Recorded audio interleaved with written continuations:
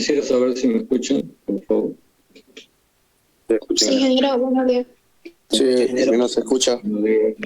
Buenos días, gracias.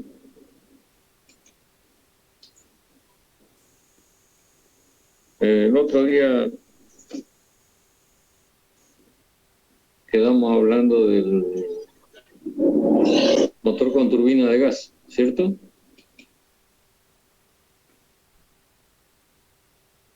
Sí, ingeniero. Voy a hacer el esquema que manejamos ese día. Entonces nos encontramos con algo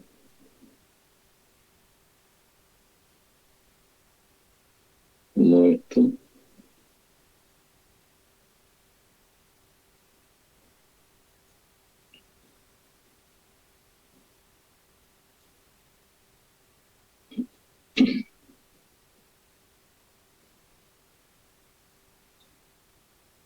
Por acá tenemos un turbocompresor al que ingresa aire, la condición 1, sale comprimido en la condición 2, y el aire comprimido se alimenta a una cámara de combustión que se añade lógicamente el combustible y se quema, generándose unos gases de combustión en la condición 3 con una relativa alta presión que la genera el turbocompresor y una alta temperatura como consecuencia del calor desprendido por la combustión, y en esas condiciones se alimenta a una turbina de la cual sale en la condición 4, llamémosle gases de reacción o gases de escape, lo que se encuentra en la condición 4. Y esto lo planteamos así, ¿no? Como ven, parte del trabajo mecánico que genera la turbina se retroalimenta al compresor.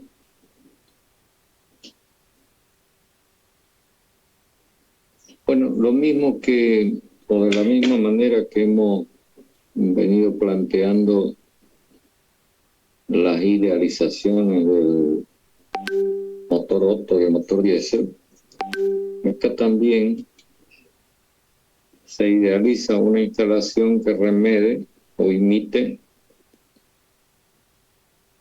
lo que ocurre en esta instalación, y lógicamente la sustancia de trabajo es nuevamente el aire, que digamos el componente más abundante circulando dentro de la instalación.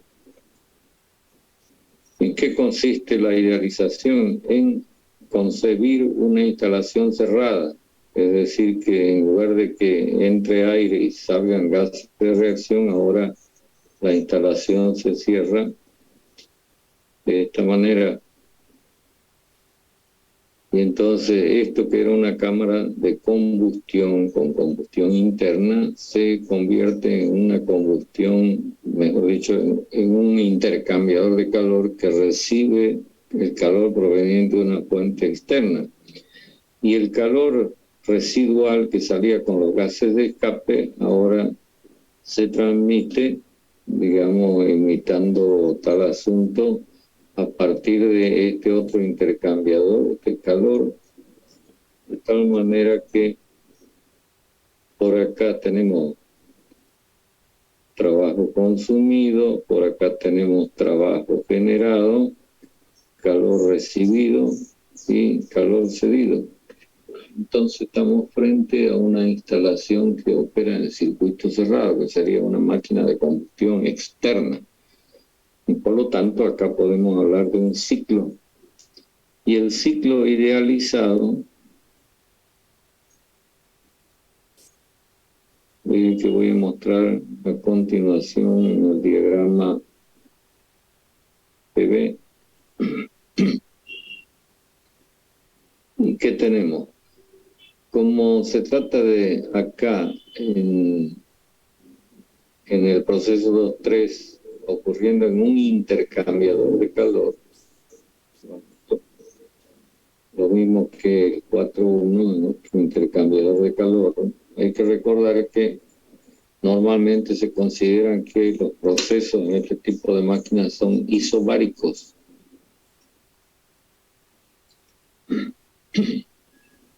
Y siempre teóricamente se maneja así, aunque en la práctica en estos intercambiadores de calor ocurra un cierto grado de disminución de la presión por razones de fricción.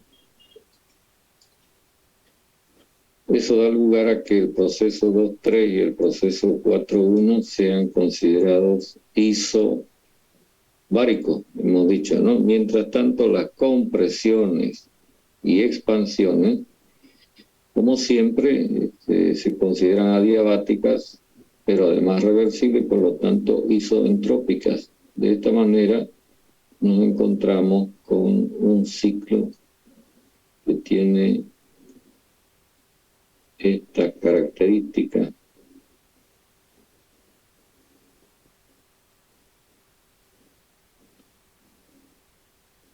Este sería el proceso 1-2 de compresión en el turbocompresor. Luego se da lugar al proceso 2-3 con calor que se recibe de una fuente externa, una fuente caliente. Seguidamente ocurre la expansión en la turbina con la generación consiguiente de trabajo mecánico hasta la condensación 4 y luego el proceso 4.1 que implica la cesión del calor residual que queda en los gases de escape al medio exterior. En este caso la transmisión se hace a través de las paredes del intercambiador de calor. Lógicamente que el área encerrada por el ciclo ya sabemos que representa el trabajo mecánico. Y como en toda máquina que convierte calor en trabajo mecánico, el rendimiento es igual a este valor. Por si acaso, porque no lo he dicho, a este ciclo idealizado para el aire, remedando lo que ocurre en este tipo de motores, se lo conoce con el nombre de ciclo Brayton, B-R-A-Y-T-O-N, Brayton. Bueno, de acuerdo con lo que acabamos de expresar, el calor cedido ocurre en el proceso isobárico que lleva a la temperatura de 4:1. Fíjense que estoy utilizando el cálculo de la cantidad de calor, el calor específico a presión constante, porque hemos dicho que el proceso es isobárico. De una manera similar, en el caso del calor recibido de la fuente caliente, tendríamos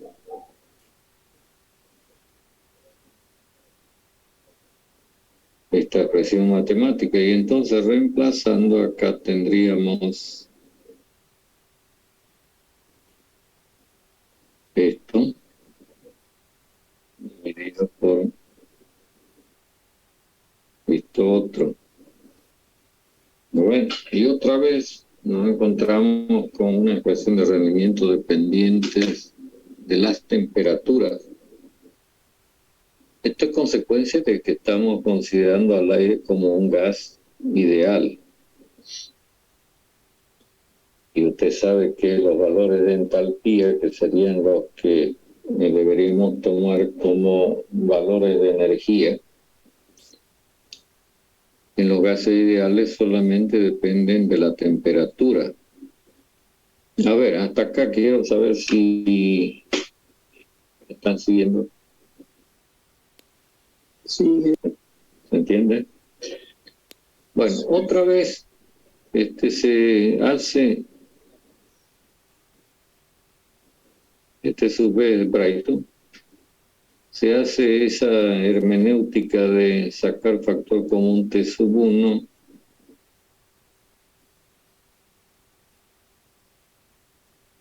y sacar factor común T sub 2, y entonces nos queda estas expresiones. Hay que recordar que en el proceso 1-2, lo voy a anotar por acá, como el proceso isentrópico, entonces rige esta ley.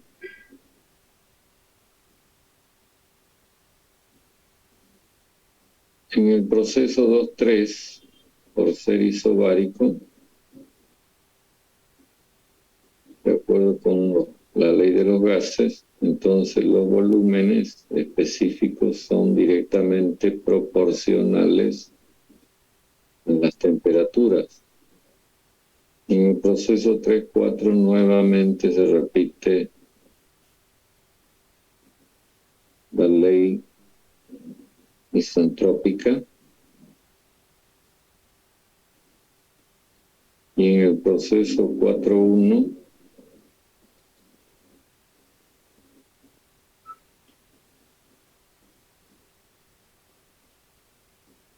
la ley isobárica que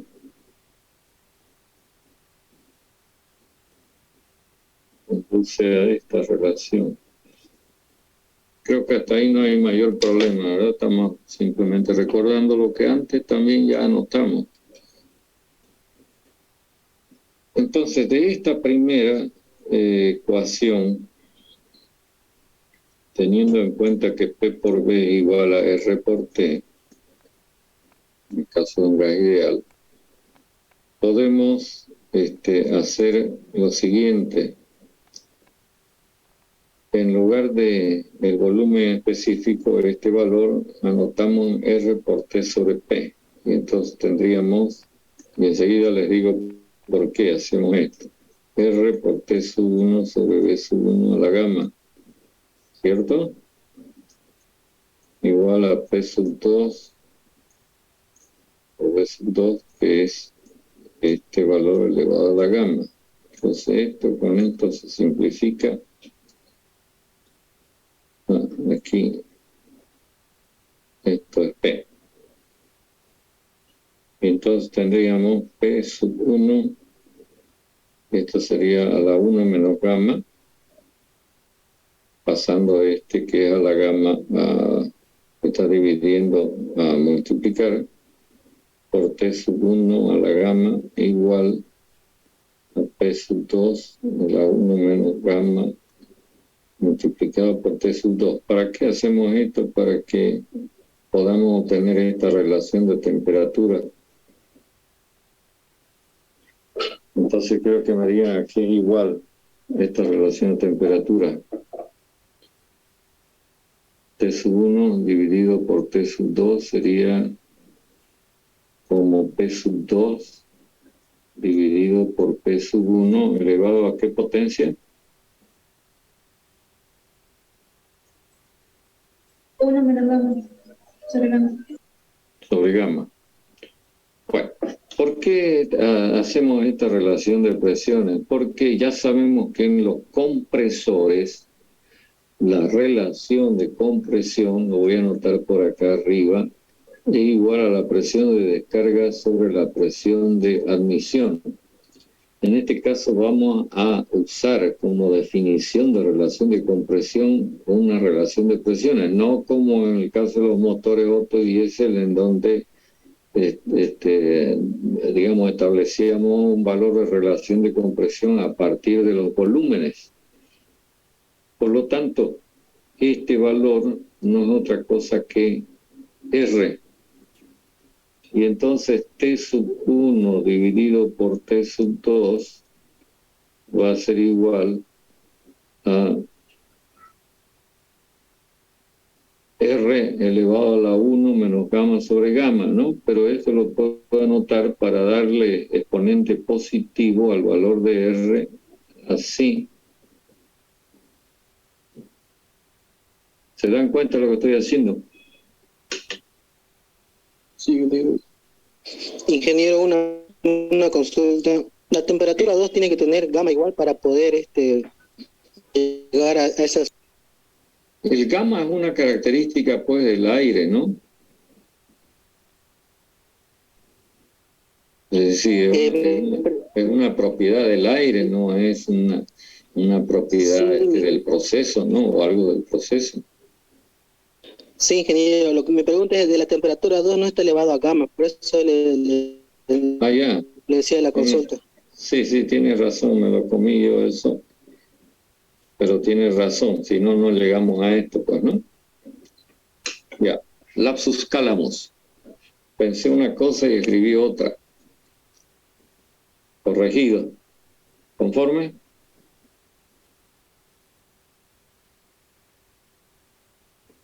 Sí, ingeniero. Por hacerlo un poco rápido, bueno, me comí eso. Ya. Hasta aquí estamos de acuerdo en que la relación de temperaturas depende de la relación de compresión.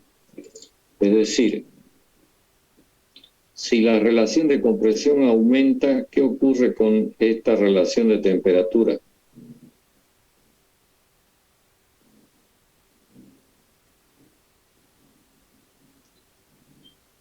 Mejor, ¿qué ocurre con T sub 2? Se incrementa, ¿no? Es decir, mientras más comprima usted un gas, más caliente se va a poner. Eso es lo que estoy queriendo decir. Bueno, las relaciones entre T sub 4 y T sub 1 que aparece aquí, y T sub 3 y T sub 2 que aparece acá, corrijo que puse dos nomás, las podemos obtener a partir de esto y esto, ¿verdad? Aquí tenemos T sub 4 a T sub 1, que es como B sub 4 dividido por B sub 1, B sub 4 aparece acá, B sub 1 aparece acá. Entonces yo tendría que escribir, a ver, P sub 4 por B sub 4 a la gamma dividido por P sub 1 por B sub 1 a la gamma igual a P sub 3 por B sub 3 a la gamma dividido por P sub 2 por P sub 2 a la gamma, ¿cierto? Pero P sub 4 y P sub 1 son iguales, P sub 3 y P sub 2 son iguales. Entonces, ¿qué estamos obteniendo si sacamos la raíz gamma? Que B sub 4 dividido por B sub 1 es igual a B sub 3 dividido por B sub 2. Y si esto lo traducimos en temperatura, ¿no? Entonces, lo que encontramos es que este valor y este valor son iguales. ¿Cierto? Voy a borrar un poco la pizarra para poner espacio. Entonces ya hemos encontrado rápidamente una expresión matemática de la primera, el rendimiento de la instalación en función de la relación de compresión, lo cual nos da, digamos, una referencia para saber qué hacer si queremos mejorar el rendimiento de la instalación. ¿Cómo quedaría la expresión del rendimiento Brayton? 1 menos 1 sobre R a la gamma menos 1 sobre gamma. Entonces, está claro que si R aumenta, ¿qué pasa con el rendimiento?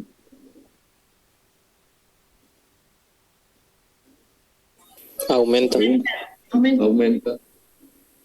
Entonces, está claro que en los compresores el rendimiento, la relación de compresión más baja es 1. ¿Recuerdan? Si yo hiciera una representación gráfica del rendimiento de Brayton versus R, entonces tendría algo así. ¿Lo ven? A medida que R va aumentando, el rendimiento se va haciendo cada vez mayor, lo único que se va atenuando el incremento.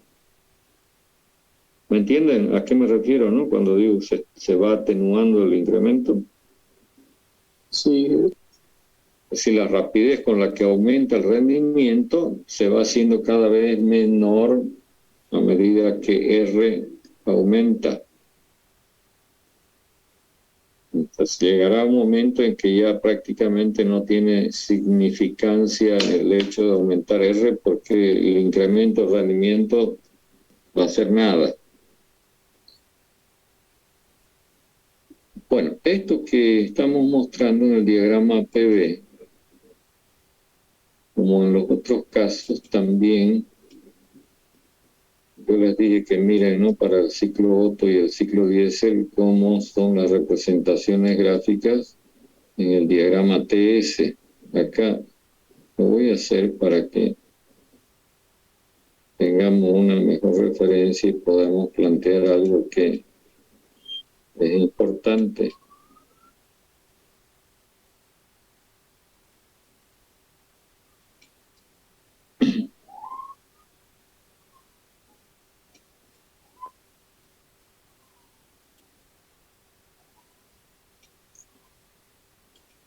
En el diagrama TS, el ciclo aparece con el siguiente aspecto. La compresión, que es isentrópica, va a ocurrir desde 1 hasta 2.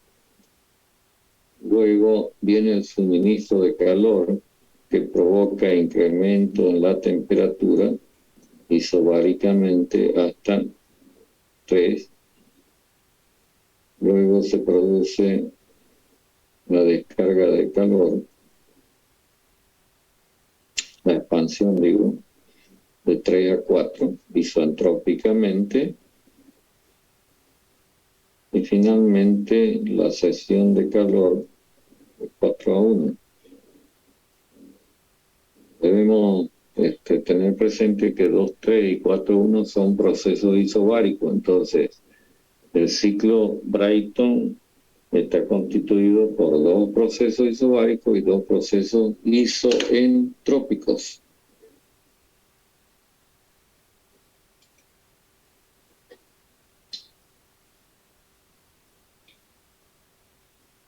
Entonces, acá voy a plantear algo que usted se imaginará. Mientras mayor relación de compresión se tenga, cuando yo suministre la misma cantidad de calor, voy a tener una temperatura máxima cada vez más elevada. Y esto es bueno, digamos, pero hasta cierto punto, porque hay una limitación en lo que concierne a los materiales constructivos de la máquina. Por eso que estoy poniéndole al dibujo esto como, digamos, un límite, ¿no?, que es realmente lo que limita, digamos, el rendimiento de la instalación. Es la máxima temperatura a la cual puede trabajar esta. Eso por un lado. Por otra parte, estos gases de escape o gases de reacción, fíjese en el esquema de la izquierda, de repente, por las características del ciclo, van a tener una temperatura T sub 4 que va a ser superior a la temperatura T sub 2, que es la temperatura con la que se descarga el aire comprimido, que va a ser luego alimentado a la cámara de combustión. Entonces, el hecho de que esta corriente 4 tenga mayor temperatura que la corriente 2 abre la posibilidad de que se pueda instalar entre estas dos corrientes un intercambiador de calor para recuperar algo del calor que se va a escapar con los gases hacia la atmósfera. Entonces, cuando T sub 4 es mayor que T sub 2, puede instalar un intercambiador de calor, y en realidad lo que se está haciendo es una operación similar a la que planteamos cuando estudiamos las instalaciones de vapor, que consiste en una regeneración. ¿Recuerdan? Sí. Esta operación es sacar energía de una parte del sistema para cedérsela a otra parte del sistema, lo cual va a provocar lógicamente beneficios, pues, ¿no?, porque va a ahorrar, digamos, el calor fresco que hay que suministrar a la instalación. Voy a dibujar otro ciclo en donde se muestre esta situación.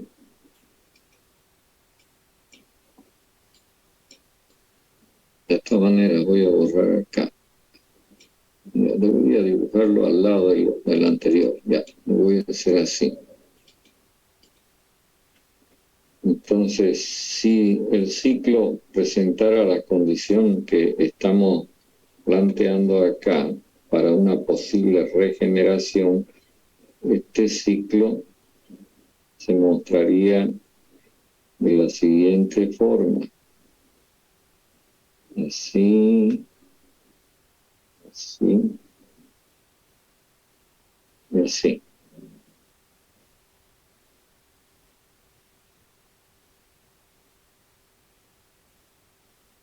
Esto es 1, esto es 2, esto será 3 y esto 4. Y entonces usted observe que T sub 2 y T sub 4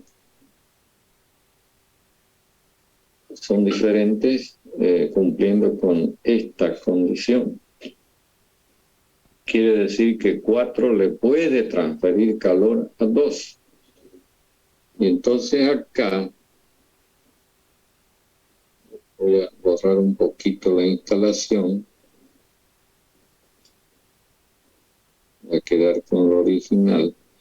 Así era originalmente. Entonces, en lugar de que estos gases 4 vayan a parar directamente a la atmósfera, entonces los vamos a mandar a un regenerador. Si quieren lo voy a no tener que borrar tanto,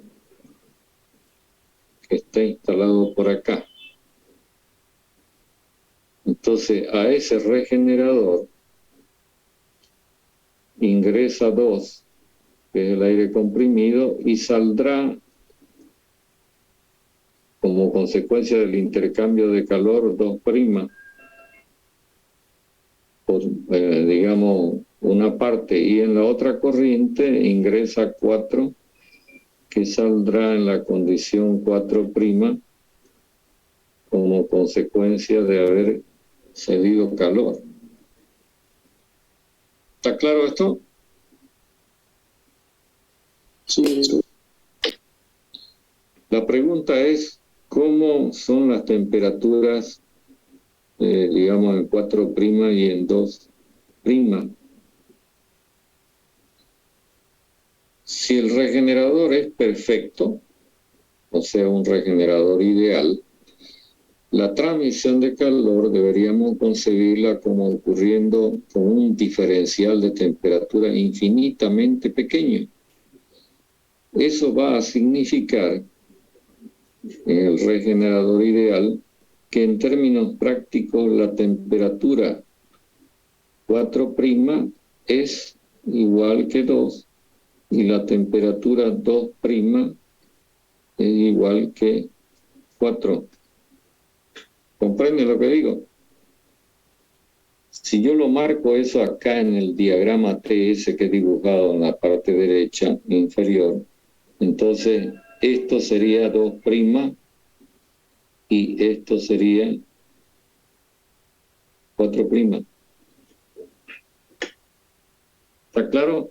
Y entonces, como sabemos que el área por debajo de un proceso reversible en el diagrama TS representa calor, entonces nos encontramos con que estas dos áreas son iguales. Entonces, 4', esta área es calor cedido en el regenerador con signo negativo, mientras que esta área es calor recibido en el regenerador pero con signo positivo. ¿Comprende lo que digo? Sí. Genial. Ya, lo vamos a dejar acá porque quiero conversar con ustedes sobre el examen. Entonces vamos a repasar rápidamente las preguntas y las respuestas porque luego ya les voy a mandar sus resultados. ¿Listo? Alguien que me diga cuál es la primera pregunta del examen.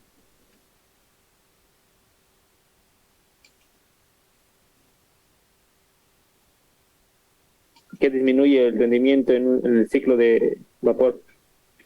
Ya, Ahí han respondido una montonera de cosas que no vienen al caso. Y esto lo aplicamos claramente cuando hablamos primero de recalentamiento para mejorar, después la regeneración para mejorar, y terminamos diciendo, pero lo que ahora provoca disminución de rendimiento en las instalaciones, básicamente es la irreversibilidad.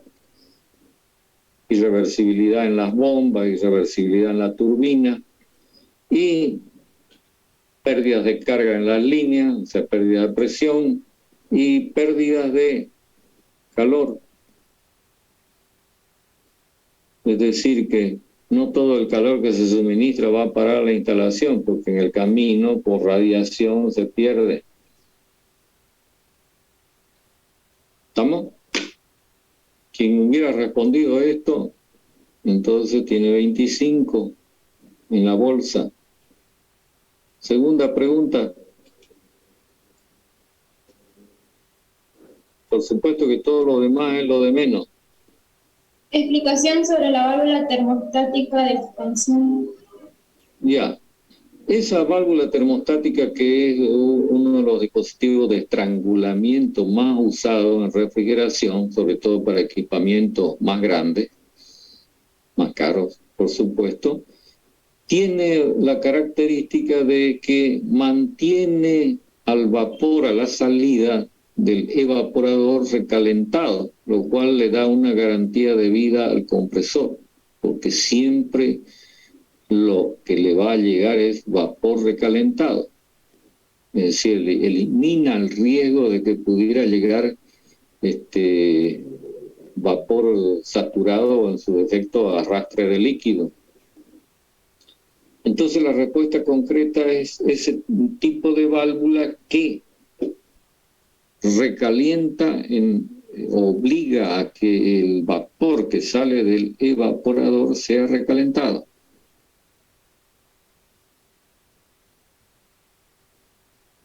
¿Está claro? Tercera pregunta. ¿Por qué consumiendo capacidad de refrigeración es fundamental para dimensionar el sistema de refrigerador? Ya, el sistema de refrigeración.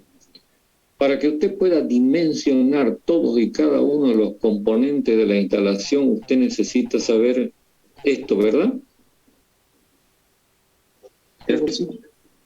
¿Qué cantidad de fluido por unidad de tiempo va a atender cada uno de los componentes? ¿Y cómo encontramos el flujo másico?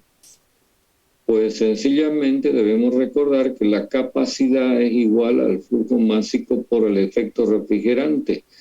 Como usted ya conoce las condiciones en las que va a operar el refrigerante y por supuesto conoce qué refrigerante va a usar, entonces este dato es conocido.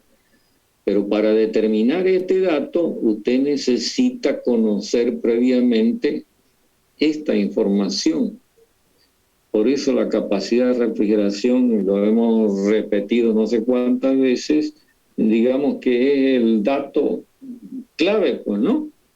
Sin él no se puede dimensionar en absoluto el sistema de refrigeración. No, yo he visto que han respondido que la capacidad es la cantidad de calor absorbido por unidad de tiempo, que se mide en toneladas, que esto y lo demás. Todo eso está bien, pero no responde a lo que se pregunta. ¿Comprende? Entonces, hay cosas que están bien, pero que no vienen al caso.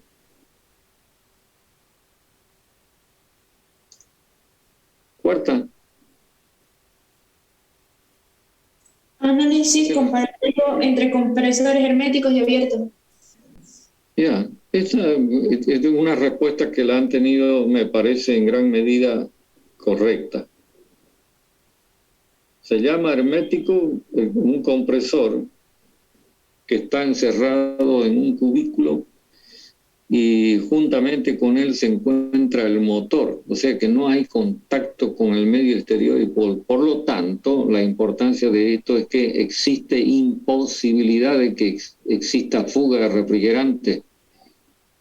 ¿Entienden? En el caso de las heladeras, usted puede haber visto el compresor que es más o menos así, como un tarrito que tiene unos tubitos. ¿Lo ha visto? Sí. Este es un compresor hermético. Aquí adentro, dentro de este espacio, está el compresor con su motor eléctrico. Y en estos casos el refrigerante entra en contacto con el bobinado del motor eléctrico. Bueno, la desventaja de este modelo digamos, compresor es que como todo está soldado, si la tapa está soldada acá, tiene soldadura, entonces usted no puede acceder a querer hacer algún tipo de mantenimiento. Por eso es que este tipo de compresores se usan en equipos pequeños, en donde a usted le sale más barato cambiar el compresor que pensar en arreglarlo. ¿Comprende? En cambio, los compresores abiertos, como por ejemplo estos de cilindro y pistón, son unos compresores en donde usted ve esto con su entrada y su salida, tubería de salida. Entonces, acá el compresor es completamente desmontable y el compresor es independiente del motor. Es decir, hay un eje que sobresale, que es el cigüeñal que se prolonga al exterior de la carcasa del compresor, que se acopla con el motor. En este caso, la ventaja es que usted puede acceder a hacer los correspondientes mantenimientos, pero existe el riesgo de que en esta parte, en el cuello del eje, si usted lo mira de perfil, sería, digamos, el compresor, esta parte de acá, de abajo, el eje sobresale. En esta parte puede haber fugas. Y es una de las cosas que hay que controlar de manera minuciosa para evitar problemas. Normalmente estos tipos de compresores se usan en la industria. Y no sé si alguien escribió, quiero que me lo confirmen, esta palabra. No sé qué significa eso. ¿Qué lee ahí? Armonía. Armonía. ¿Alguien escribió eso? Y dice... Yo ingeniero. Y el compresor trabaja en armonía. No entiendo a qué se refiere. ¿No será amoníaco el tipo de refrigerante que se usa? Bueno, véanlo. Estas son, digamos, las respuestas que corresponden, ¿no?, a las preguntas que hemos revisado. Entonces yo les voy a pasar sus notas a continuación y ustedes revisen sus exámenes. ¿De acuerdo? Sí, también. ¿O alguien quiere añadir o preguntar algo? ¿Algo más?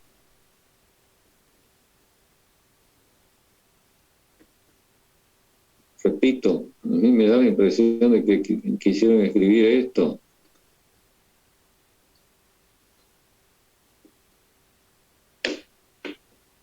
Me hace sospechar que la palabra que debía aparecer ahí es amoníaco. Bueno, entonces quedamos así y nos volvemos a reencontrar el día martes próximo. ¿Listo? Listo, ingeniero. Gracias. Listo, ingeniero. Muchas gracias. Hasta luego. Hasta luego. Hasta luego, ingeniero. Hasta luego, ingeniero.